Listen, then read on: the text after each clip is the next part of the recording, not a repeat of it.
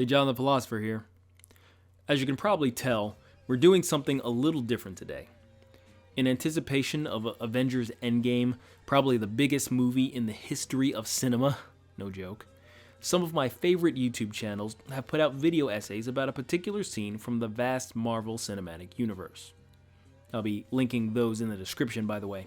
Being a gigantic nerd with a lot of opinions, I figured I could jump on that bandwagon. And while there are plenty of extremely memorable and downright iconic scenes in the MCU, I chose one even hardcore fans might find a little obscure, but one that I think has a message that everyone needs today. One of the greatest assets of science fiction and fantasy storytelling is that it allows authors to explore deeply human-interested themes by coming at them indirectly through the lens of the genre's tropes. A great example of this was Star Trek, the original series, where writers explored things like culture differences, racism, and Cold War politics, all wrapped up in stories about aliens in the far future.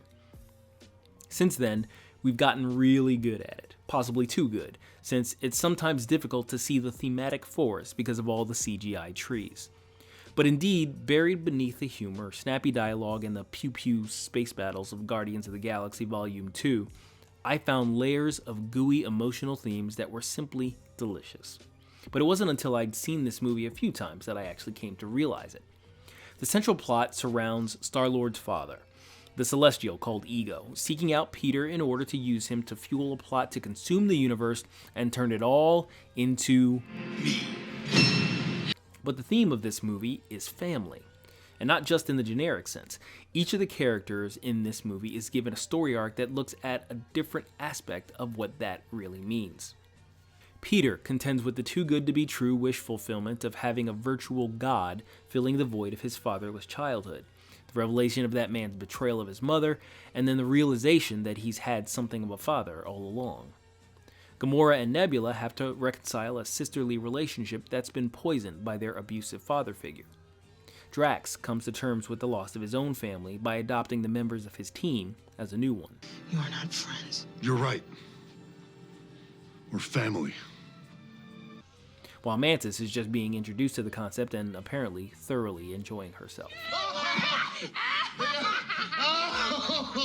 Even Ego has a family-related arc in that his entire plan is a sort of metaphor for a toxic parent trying to fulfill his dreams through his children. But the two characters I want to explore in this video are Rocket and Yondu, who have a scene that comes late in the third act that exemplifies this family theme and much, much more. So let's set this up.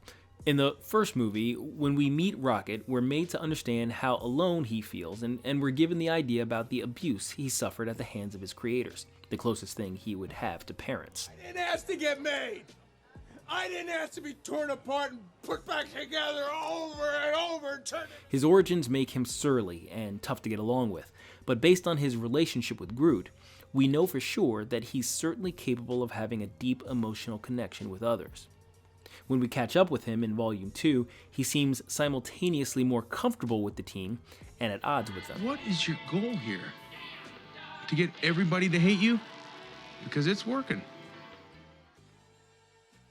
With Yondu, we could tell from the first movie that he had a certain affection for Peter, with his rehearsed answers about why they kept him around and the constant deference to him that did not go without notice. No matter how many times Quill betrays you, you protect him like none of the rest. So by the time this all comes to a head in Volume 2, the seriousness of that unresolved relationship hangs on his shoulders like his slick Ravager coat. Not to mention how hard it hit him to be excommunicated from that greater Ravager group, by the way. Eventually, circumstances force this unlikely pair into working with each other, and we come to this scene right here that nails the underlying issue on the head. What are you laughing at me for? You can fool yourself and everyone else, but you can't fool me.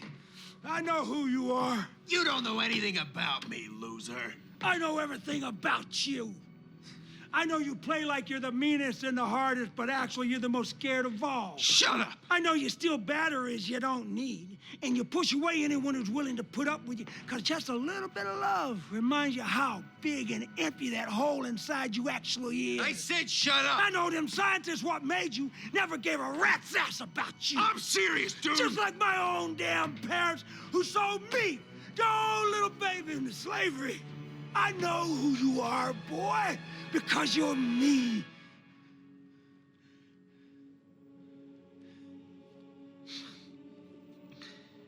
What kind of a pair are we? By identifying with Rocket, Yondu helps him understand why he does what he does, and drives home, though not in so many words, the fact that it's a mistake to do so. Yondu is a man who's lived on that road, and he's waving Rocket off. Go another way. It also seems to be something of a revelation for Yondu himself, in a way. He may have diagnosed his problem early on, but until now it wasn't apparent that he was willing or able to do anything about it. But in this instant, Yondu knows what ego is and that attacking a Celestial on his own planet is a suicide mission, but he's resigned himself to it. Not here, but back here. The kind that's about to go fight a planet, I reckon. All right, okay, good. That's quick. Fight a what? For most of Peter's life, Yondu rejected the idea of being his father, constantly pushing back against his affection for the boy with distance, disinterest, and sometimes disdain. But he loves Peter and does what any loving father would do for his son. With his sacrifice came understanding from Peter and acceptance from his brothers and sisters in the Ravagers. That allows Rocket to fully understand that it's not too late for him. It's never too late. He didn't chase him away, No. even though he yelled at him. I was always mean. And he stole batteries he didn't need.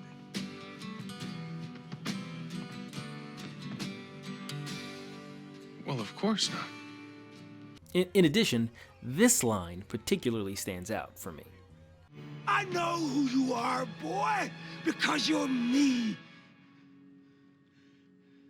Sure, you can look at this exclusively in the context of the scene, the characters, and the theme we've already discussed, but there's more to it, because it highlights one of the most important ideas in filmmaking and storytelling in general: relatability. In my video on representation in media, which I'll also link in the description below, I talk about how having someone that looks like you on screen isn't really about you. It's about the diverse audience finding things in common with people that may be very different than them and repeatedly exercising the social muscles of compassion and empathy. In this scene, we don't see Yondu as simply a weird blue-skinned man or Rocket as a triangle-faced monkey. I meant trash panda. Don't call me a raccoon! I'm sorry. whatever. They are characters. They are virtual people representing aspects of humanity that we can easily identify in ourselves and the people closest to us.